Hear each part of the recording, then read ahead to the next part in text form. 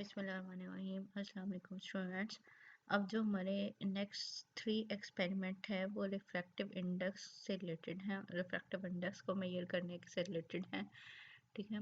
और यहाँ रिफ्रैक्टिविटी के बारे में है, ठीक है। तो सबसे पहले हम रिफ्रैक्टिव इंडेक्स देख लेते हैं कि रिफ्रैक्टिव इंडेक्स होता क्या है और इसमें जो इंस्ट्रूमेंट यूज़ होता है जिसे रिफ्रैक्टोमीटर कहते हैं उसका क्या प्रिंसिपल है। फिर इसके बाद जो है हम नेक्स्ट 3 एक्सपेरिमेंट जो है उनको स्टडी कर लेंगे कि वो उसमें क्या क्या चीज़ हम मेजर करते हैं और कैसे जो है किसी भी लिक्विड की रिफ्रैक्टिविटी को मेजर किया जाता है। तो सबसे पहले हम देखते हैं कि रिफ्रैक्टिव इंडेक्स क्या है।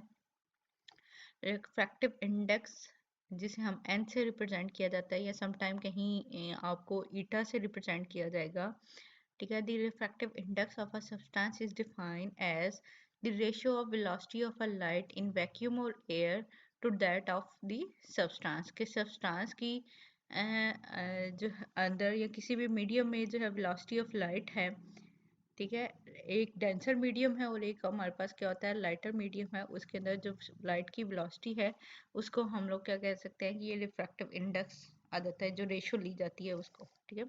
तो n इज इक्वल टू हमारे पास velocity of light in a substance divided by velocity of light in air, ठीक है।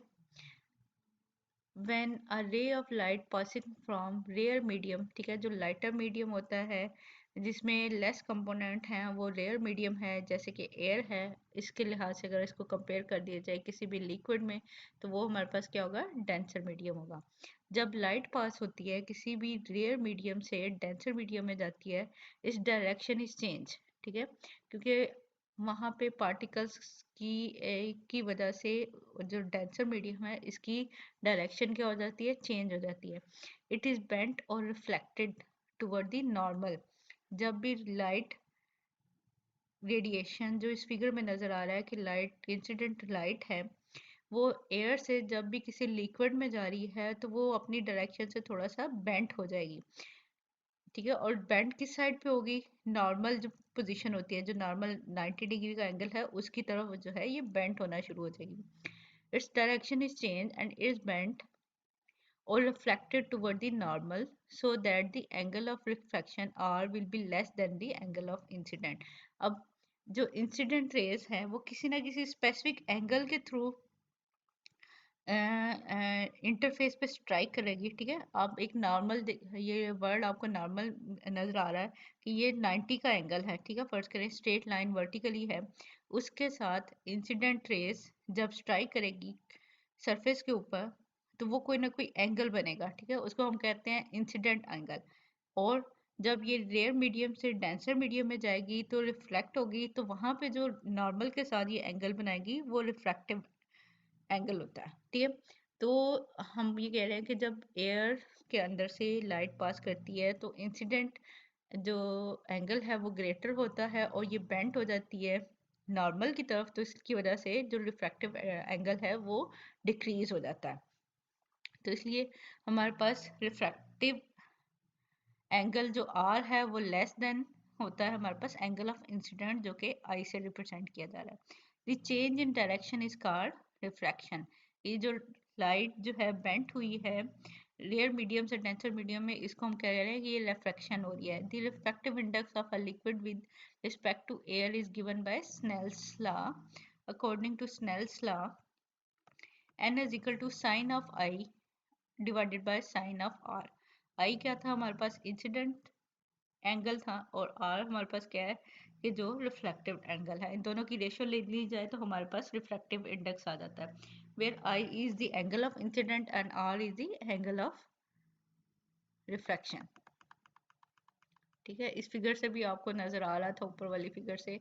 The refractive index of a liquid can be determine with the help of an instrument called refractometer, ठीक है, कि refractometer में हम जो है refractive index किसी भी लिक्विड का निकाल सकते हैं।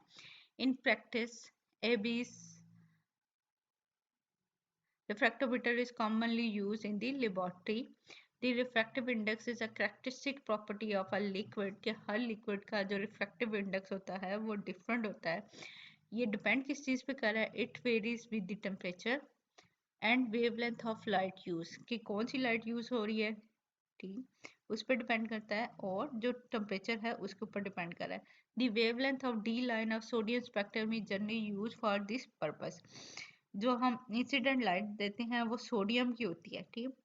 या तो हम इसे सनलाइट में मेजर कर लेते हैं, या अगर हमने आर्टिफिशियली लाइट देनी है तो फिर ये हमारे पास सोडियम लाइट होती है। अब रिफ्रैक्टोमीटर के अंदर क्या होता है, ठीक है, तो वो कौन सा प्रिंसिपल फॉलो कर रहा है हम वो देख लेते हैं। When a light ray of light travels from a denser medium to a less denser medium, ठीक है। यानी अब आप ये समझ लें कि लिक्विड से जब लाइट जो है एयर में जाएगी तो जो ऊपर वाली फिगर देखी थी उसके ऑपोजिट होगा अब ये, ठीक है। कि अब हमारे पास लाइट जो है डेंसर मीडियम से लाइटर मीडियम की तरफ जा रही है, then the angle of incidence increases, ठीक है। अब हमारे पास क्या है, जैसे जैसे एंगल ऑफ इंसिडेंट इंक्रीज होता जाएगा the angle of refraction also increase.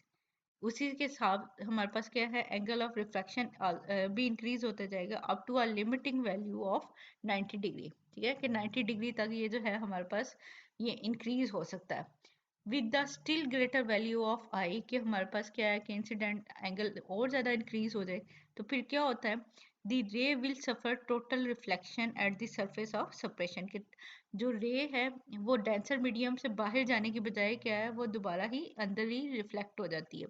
The action of Abyss refractometer is based upon this principle, जिसे हम कह रहे हैं कि टोटल रिफ्लेक्शन हो रही है इसके अंदर।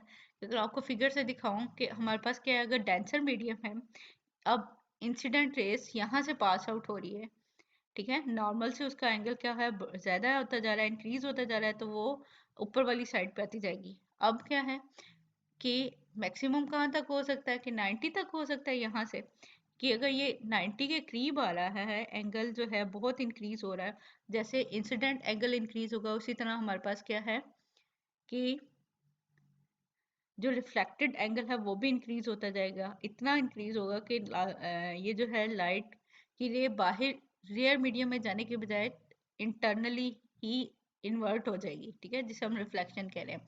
तो एबिस रिफ्लेक्टोमीटर के अंदर हमारे पास क्या है, यही प्रिंसिपल होता है कि टोटल रिफ्लेक्शन हो जाती है। और इसलिए हम यहाँ पे क्या कर रहे हैं, लाइट को स्टडी कर रहे हैं मिरर के अंदर, और यहाँ पे हमने दो प्रिज्म लगाया हुआ है कि लाइट एक प्रिज्म से दूसरे प्रिज्म के अंदर जो है वो चली जाती है। और एबिस रिफ्रैक्टोमीटर के अंदर भी दो प्रिज्म अटैच हुए होते हैं, ठीक है। अब यहाँ पे हम एबिस रिफ्रैक्टोमीटर देख लेते हैं, नीचे फिगर दी हुई है, आपको वहां से भी समझ आ जाएगी।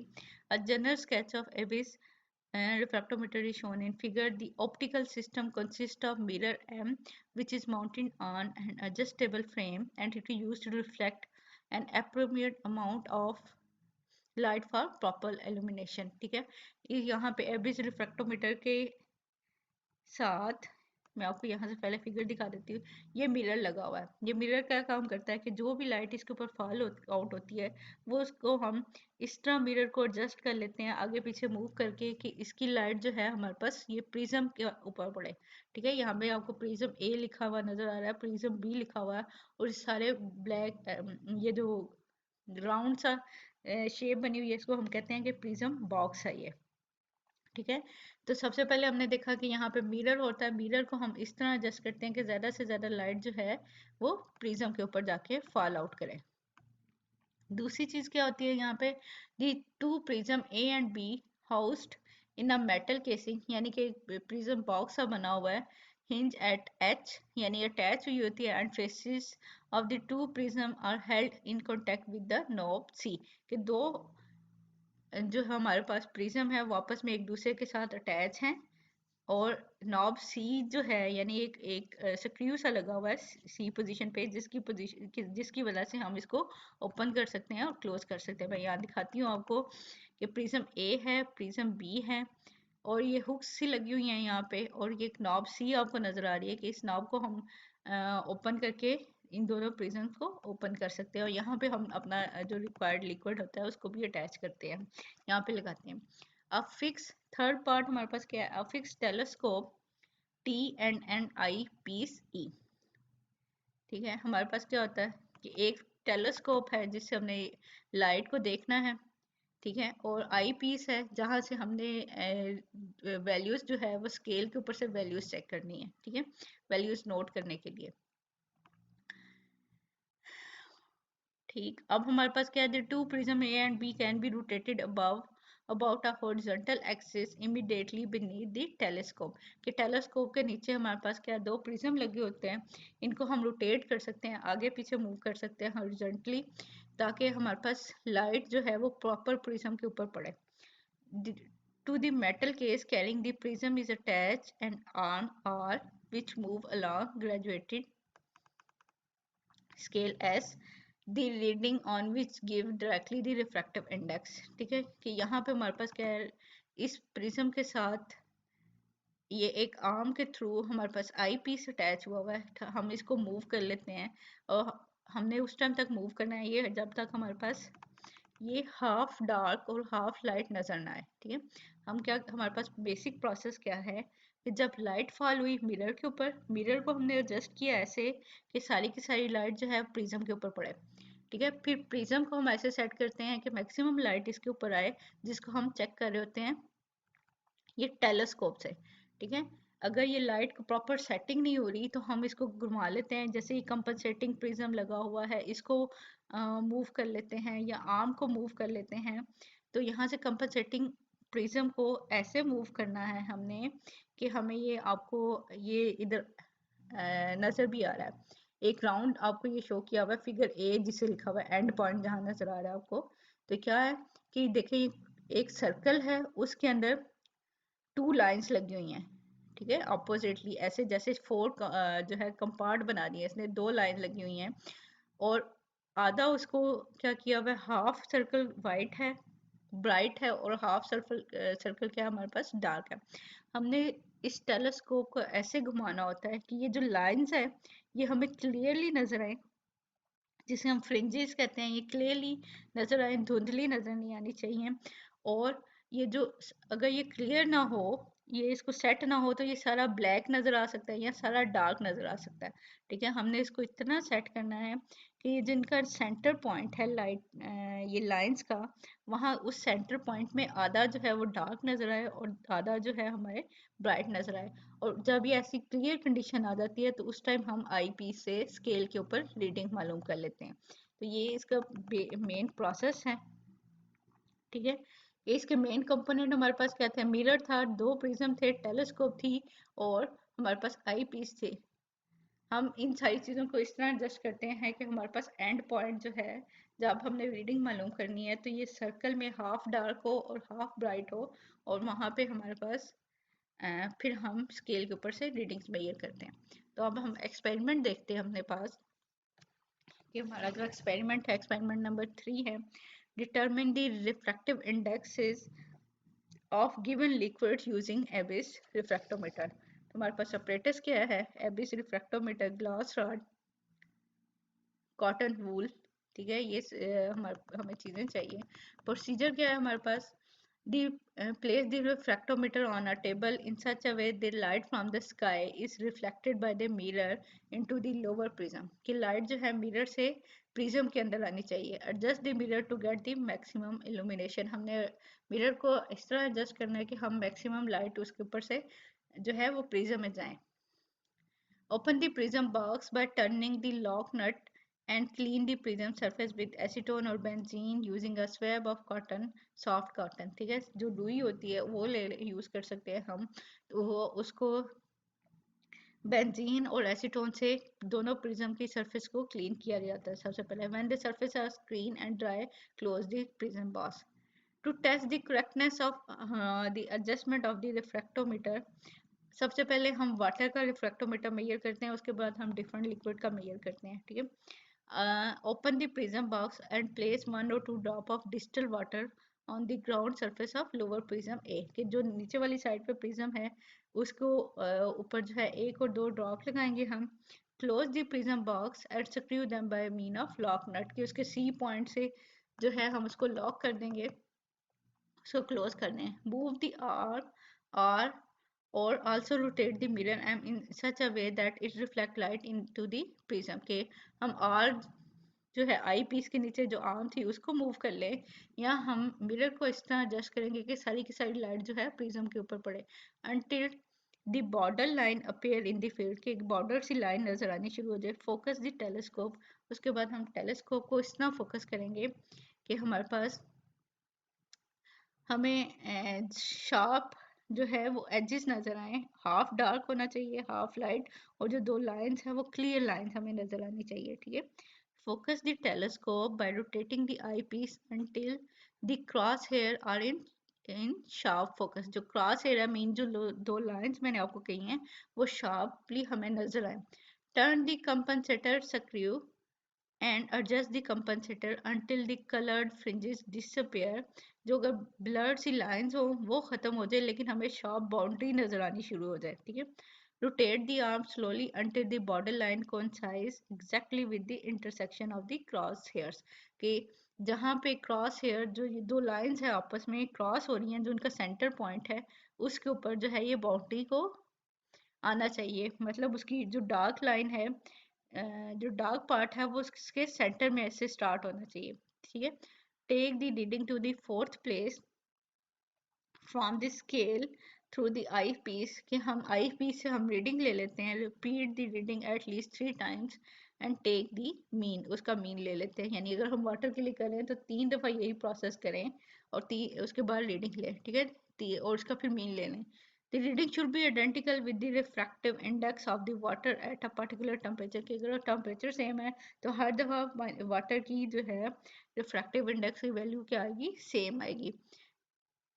at particular temperature found from the data of for water given in international standard table, ठीक है, कि अगर आप जो आपने ली है उसी को आप कंपेयर भी कर सकते हैं जो वाटर की के लिए इंटरनेशनल टेबल्स के अंदर मौजूद हैं।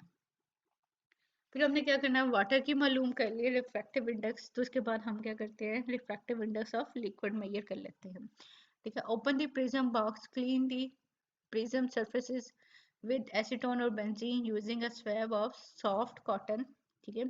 When the surface are dry, place 2 or 3 drop of liquid on the ground surface of the lower prism, ये जो नीचे वाला प्रिज्म है उसकी सरफेस के ऊपर हम 2 से 3 ड्रॉप लगाएंगे अपने डिजायर लिक्विड की, और उस प्रिज्म बॉक्स को क्लोज कर देंगे। Close the prism box and fasten them by mean of lock nut. Focus the telescope by rotating the eyepiece and adjust the position of mirror for maximum illumination। वही process हम दोबारा करेंगे कि telescope को set करेंगे, इस तरह set करेंगे कि हमें हाफ डार्क और हाफ जो है वो लाइट नज़र आए सर्कल जो है, और इसमें जो क्रॉस हेयर्स हैं जो लाइंस हैं उनके सेंटर पे ये नज़र आना चाहिए हमें हाफ डार्क और half light.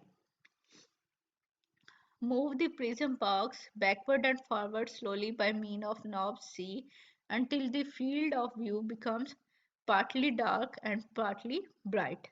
Remove the color fringes observed by rotating the compensating prism by means of ring on the telescope, and a sharp line divides the bright and dark portion, के इस तरह इसको हमने set करना है कि clearly हमें ये नजर आए कि डार्क और हाफ लाइट, और वो भी बिल्कुल सेंटर में नजर आने चाहिए हमें।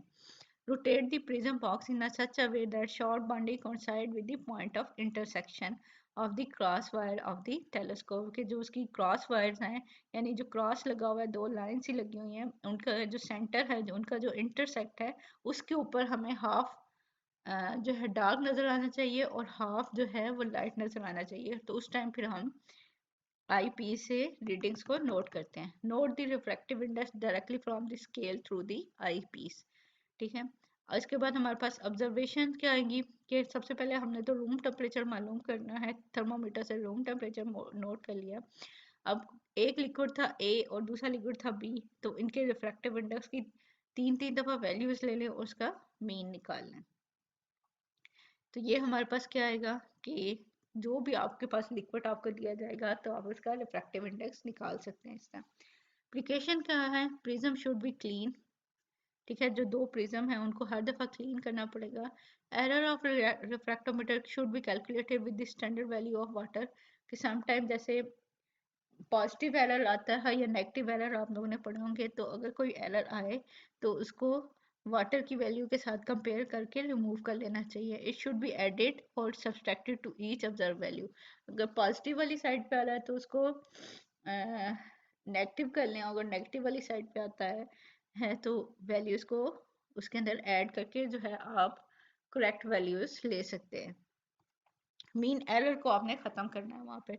डू नॉट रब the prism with the cotton wool, के आपने इसको जस्ट क्लीन करना है, उसको ज़्यादा रगड़ना नहीं है, उसको रब नहीं करना। A thin film of liquid is made on the prism of the refractometer by means of glass rod. क्या हमें जस्ट इसके 2 ड्रॉप भी इनफ होते हैं, बहुत ज़्यादा जो है उसके लिक्विड लगाने की ज़रूरत नहीं होती, यानी हमें थिन फिल्म चाहिए होती है उसकी, तो 2 ड्रॉप्स भी इनफ होते हैं। ठीक है, तो ये तो था हमारे पास एक्सपेरिमेंट नंबर 7, जिसमें हमने ये देखा कि हम किसी भी लिक्विड का जो है रिफ्रैक्टिव इंडेक्स मालूम कर सकते हैं रिफ्रैक्टोमीटर को यूज़ करके। जैसे कि सरफेस टेंशन में हमने पहला कर की वैल्यू निकाली थी, विस्कोसिटी में रियो कर की वैल्यू निकाली थी। अब हम रिफ्रैक्टिव इंडेक्स वाले पोर्शन में हम मोलर रिफ्रैक्टिविटी की वैल्यू निकाल सकते हैं या स्पेसिफिक रिफ्रैक्टिविटी की वैल्यू निकाल सकते हैं by using this average refractometer. ठीक है, तो नेक्स्ट हम एक्सपेरिमेंट जो हमारे पास एक्सपेरिमेंट नंबर 8 है, determine the specific and molar refractivity of given liquids using our refractive index. ठीक है, तो इसके लिए हमें इंस्ट्रूमेंट क्या चाहिए, Abbe's refractometer, glass wool and specific gravity bottle and liquid चाहिए। ठीक है, प्रिंसिपल क्या है, the refractive index of a liquid varies with temperature. हमने पीछे देखा था कि रिफ्रैक्टिव इंडेक्स जो है टेम्परेचर पे डिपेंड करता है। टेम्परेचर चेंज होगा तो एक ही लिक्विड का जो है रिफ्रैक्टिव इंडेक्स डिफरेंट भी हो सकता है।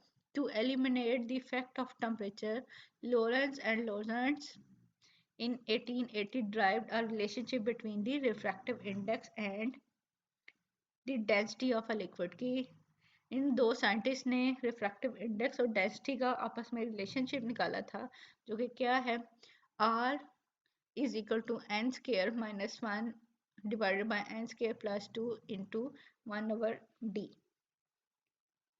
Where R is the specific refraction और रिफ्रैक्टिविटी। ठीक है, कि हमने क्या किया, रिफ्रैक्टिव इंडेक्स का जब डेंसिटी के साथ रिलेशनशिप निकाल रहे हैं तो ये हमारे पास बचेगा स्पेसिफिक रिफ्रैक्शन और रिफ्रैक्टिविटी कहेंगे। ठीक है, तो इक्वेशन आपके पास ऊपर आ गई है। इस इक्वेशन को यूज़ करके हम क्या कर सकते हैं, रिफ्रैक्टिविटी की वैल्यू निकाल सकते हैं। और अगर हमने मोलर रिफ्रैक्टिविटी की वैल्यू निकालनी है, मतलब RM की वैल्यू निकालनी है, तो हमें क्या करना पड़ेगा, इस टर्म को मोलर मास के साथ मल्टीप्लाई करना पड़ेगा। ठीक है, the molar refractivity is equal to the product of specific refraction and molar mass. के स्पेसिफिक रिफ्रैक्शन की जो इक्वेशन है उसको m के साथ या मोलर मास के साथ मल्टीप्लाई कर दें तो ये हमारे पास क्या बन जाएगा, molar refractivity, where m is the molar mass of a liquid, molar fraction refraction is an additive and constitutive properties की, ये डिपेंड करती है कि इसके अंदर किसी भी लिक्विड के अंदर क्या क्या एलिमेंट हैं। ठीक है, उनके बॉन्ड लेंथ कितने हैं और उनकी बॉन्ड एंगल्स वगैरह कितनी हैं, ये इन सारी चीज़ों पर डिपेंड कर रहे हैं, और इसकी वजह से इसको हम थ्योरेटिकली भी कैलकुलेट कर सकते हैं। प्रोसीजर क्या है, वही काम करना है जो पिछले एक्सपेरिमेंट में हमने किया कि हमारे पास जो लिक्विड है उसकी हमने क्या करनी है, रिफ्रैक्टिव इंडेक्स मालूम करना नहीं है। ठीक है, डेंसिटी निकालने के लिए जो सबसे पहले वाले एक्सपेरिमेंट में स्पेसिफिक ग्रेविटी बॉटल्स यूज़ करके डेंसिटी निकाली थी, वही प्रोसेस हमने यहाँ पे करना है और इक्वेशंस में जस्ट वैल्यूज पुट करनी है। ठीक है, determine the refractive index of given liquid and as in previous experiment, find out the density of liquid by specific gravity bottle के आपने एम्प्टी स्पेसिफिक ग्रेविटी बॉटल का वेट लिया, specific gravity bottle plus water का weight लिया और gravity bottle और liquid का weight लिया। ठीक है, तो वहाँ से आप क्या कर सकते हो, डेंसिटी ऑफ लिक्विड का जो फॉर्मूला था, weight of liquid divided by weight of water multiply by density of water. तो ये हमें पता है कि वेट ऑफ लिक्विड निकालने के लिए एम्प्टी बॉटल का वेट निकाल देंगे तो रिमेनिंग हमारे पास वेट ऑफ लिक्विड आ जाएगा, इसी तरह वेट ऑफ वाटर आएगा और वाटर की डेंसिटी ले लेनी है उस टेम्परेचर के ऊपर जिसमें आप एक्सपेरिमेंट कर रहे हैं। तो वहाँ से वाटर की डेंसिटी आ गई कैलकुलेट द स्पेसिफिक, वाटर की डेंसिटी है तो उस लिक्विड की डेंसिटी हमने मेजर की, तो उस लिक्विड की डेंसिटी यहाँ पे इक्वेशन में पुट कर देंगे। Calculate the specific and molar refractivity of liquid by relation as given below, कि दो इक्वेशंस ऊपर दी गई हैं उनमें वैल्यूज पुट करें। डेंसिटी की वैल्यू आ गई, रिफ्रैक्टिव इंडेक्स की वैल्यू आ गई, तो आप रिफ्रैक्टिविटी एंड मोलर रिफ्रैक्टिविटी की वैल्यू निकाल सकते हैं। ठीक है, नीचे हमारे पास ऑब्जर्वेशन और कैलकुलेशन क्या है। सबसे पहले हमने रूम टेम्परेचर मेजर करना था। मोलर मैस ऑफ लिक्विड, आपको जो लिक्विड दिया जाएगा आप उसका मोलर मैस निकाल सकते हैं, या आपको बता दिया जाता है कि इस मॉलिक्यूल का या इस लिक्विड का मोलर मैस इतना है। फिर हमारे पास क्या, अगर दो लिक्विड हैं उनका रिफ्रैक्टिव इंडेक्स निकाला, दो लिक्विड की डेंसिटी निकाली, उनकी स्पेसिफिक रिफ्रैक्टिविटी निकाली, या और उसके बाद आप क्या कर सकते हैं, मोलर रिफ्रैक्टिविटी की वैल्यू निकाल सकते हैं। प्रिकॉशंस तो वही हैं कि आपने जो है प्रिज्म को क्लीन करना है, उसको ड्राई रखना है, उसके ऊपर उसकी रबिंग नहीं करनी। ठीक है, तो इस तरह की प्रिकॉशंस हैं। और मिरर को इस तरह एडजस्ट करना है कि उसके ऊपर मैक्सिमम लाइट जो है वो फॉल आउट हो रही हो। ठीक है, तो ये हमारे पास था एक्सपेरिमेंट नंबर 8। अब हम एक्सपेरिमेंट नंबर 9 देखते हैं। जैसा कि एक्सपेरिमेंट नंबर 3 था, 6 था और अब ये 9 है कि डिफरेंट कंपोजिशन बनाते हैं हम, नॉन कंपोजिशन बनाते हैं सॉल्यूशंस की। उससे हमने क्या करना है कि अगर हमें अननोन सॉल्यूशन दे दिया जाए तो उसकी कंपोजिशन बनानी हो, उसकी कंपोजिशन बतानी है, तो हम पहले नॉन मटेरियल्स की जो है क्या करते हैं, रिफ्रैक्टिव इंडेक्स मालूम कर लेते हैं, तो वहां से ग्राफ बनाते हैं और वहां से फिर इसको मेजर कर लिया जाता है। ठीक है, तो एक्सपेरिमेंट नंबर 9 हमारे पास क्या हुआ, determine the percentage composition of a solution C consisting of liquid A and B using the refractometer. Operators हमारे पास क्या है, refractometer, graduated paper, test tube, stoppers और कॉर्क वगैरह है। प्रिंसिपल क्या है हमारे पास, the percentage composition of a solution में be determined by determining the refractive index of a binary solution of various nine composition of the component. कि हमने क्या करना है कि परसेंटेज कंपोजिशन हम रिफ्रैक्टिव इंडेक्स से निकाल सकते हैं अगर हम बहुत सारी डिफरेंट कंसंट्रेशन बना लें।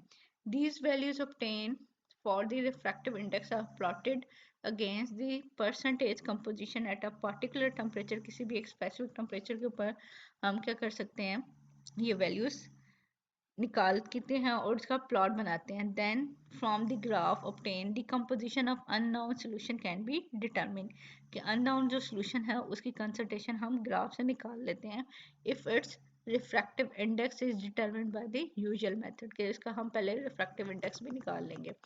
अब वही है कि डिफरेंट कंपोजिशन के सॉल्यूशन बना सकते हैं हम, 10 के डिफरेंस से बना सकते हैं हम, क्या है 20 ml के डिफरेंस से भी बना सकते हैं, तो उसी लिहाज से उसकी परसेंटेज भी बन जाएगी। अब यहाँ पे इन्होंने क्या किया, take 11 clean and dry test tubes, prepare solution of A और B of known percentage compositions। The solution are made up with 90%, 80, 70, 60, 50, 30, 40, 30, 20 and 10% of A. ठीक है, डिफरेंट हमने बना ली with the help of graduated pipette. क्या हमने क्या किया कि हमारे पास क्या है, टेबल में आप देख लें कि नंबर ऑफ टेस्ट ट्यूब इन्होंने कितनी ली हैं, 11 ली हैं। लिक्विड ए है, ठीक है, उसमें अगर 0 ml डाला है तो टोटल हमारे पास वॉल्यूम कितना है, अगर हमने 10 ml बनाना है, ठीक है, तो बी के अंदर कितना है, बी कितना होगा 10 ml, तो इसमें परसेंटेज ऑफ ए के लिहाज क्या होगी 0%। अगर ये हमारे पास क्या है 1, अगर ए है 1 ml, अगर ए है तो 9 ml क्या होगा बी, अगर उसकी हम परसेंटेज निकालेंगे तो वो 10% बन जाएगा। इसी तरह थर्ड वाले में अगर 2 ml ए है तो बी कितना होगा 8 ml। ठीक है, टोटल वॉल्यूम जो क्या हुआ 10, और इसके ये कितने परसेंट बना, टू टू टू ए के लिहाज से ये 20% बच गया। ठीक है, और अगर बी के लिहाज से देखेंगे तो ये 80% इसमें बी होगा। तो इसी तरह यहाँ पे इन्होंने क्या किया कि डिफरेंट कंसंट्रेशन के सॉल्यूशंस बना लिए। ठीक है, determine the refractive index of liquid A and B of the given solution C. ठीक है, सारी कंसंट्रेशन के लिए हमने क्या किया कि रिफ्रैक्टिव इंडेक्स निकाल लेंगे and all of the solution of known percentage composition के भी सबके निकाल लिए, ठीक है। Plot the refractive index as ordinate against the percentage composition of a solution of known composition of B, ठीक है। अगर किसी को भी स्पेसिफिक कर दें कि अगर ए को हमने 100 रखना है तो बी वहाँ पे क्या होगा, 0 होगा, ठीक है। ए को 100 रख के तो उसकी कंसंट्रेशन डिक्रीज करते जाए और आपको पता है इसी के साथ साथ बी की कंसंट्रेशन क्या होती जाएगी, इंक्रीज होती जाएगी। तो जो भी वैल्यूज आएंगी आप उसका प्लॉट ग्राफ कर लें, ठीक है। From the graph find the percentage composition of given solution C. अब हमारे पास क्या है, सी की आपने रिफ्रैक्टिव इंडेक्स तो निकाला हुआ था, उसकी कंपोजिशन मालूम नहीं थी। जहाँ पे उसकी वैल्यूज आएगी इस ग्राफ के ऊपर, तो वहाँ पे एक पॉइंट लगाएं, उसको आप डाउनवर्ड वर्टिकली नीचे की तरफ ड्रॉ करेंगे, तो जहाँ पे भी वो पॉइंट मैच करेगा वो उसकी कंपोजिशन होगी, ठीक है। तो यहाँ पे क्या है, ये 80 और 20 के करीब करीब है, ठीक है। यानी ये 81 या 82% इसमें ए है और इसमें उसी के लिहाज से जो है बी भी उतना ही बनेगा,